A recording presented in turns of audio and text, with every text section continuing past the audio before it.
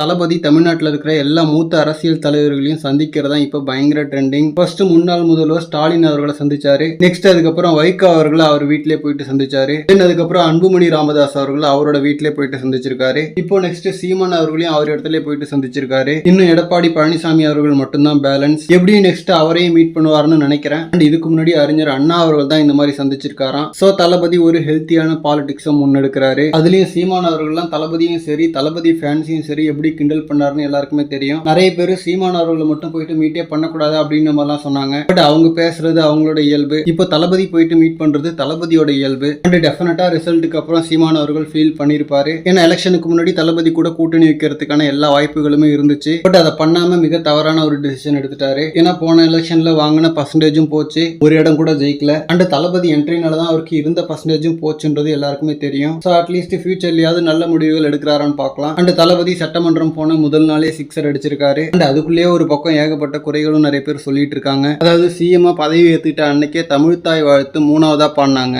தென் இன்னைக்கு டிவிகேவை சேர்ந்த அமைச்சர் வெற்றி சான்றிதழை எடுத்துட்டு வரல. இந்த மாதிரி விமர்சனங்களை பயங்கரமா ஹைலைட் பண்ணி விமர்சனம் பண்ண ஆரம்பிச்சிட்டாங்க. சோ தளபதி எந்த அளவுக்கு கேர்ஃபுல்லா ஆட்சி பண்ணணும்ன்றது இதுல இருந்தே தெரியுது. சின்ன சின்ன தவறுகள் கூட பெருசா பார்க்கப்படும். ஏன்னா மீடியாவோட மொத்த வெளிச்சமும் தளபதி மேல இருக்கு. சோ ஒவ்வொரு ஸ்டெப்பையுமே தளபதி பார்த்து தான் பண்ணணும். அண்ட் 2 நாள் ஆனாலும் இது வரைக்குமே தளபதி சிக்ஸரா தான் அடிச்சிட்டு இருக்காரு. ஹோப்ஃபுல்லி இது தொடருன்ற நம்பிக்கையும் இருக்கு. ஓகே ஃப்ரெண்ட்ஸ், நெக்ஸ்ட் யாரெல்லாம் தளபதி மீட் பண்றாருன்னு வெயிட் பண்ணி பார்க்கலாம்.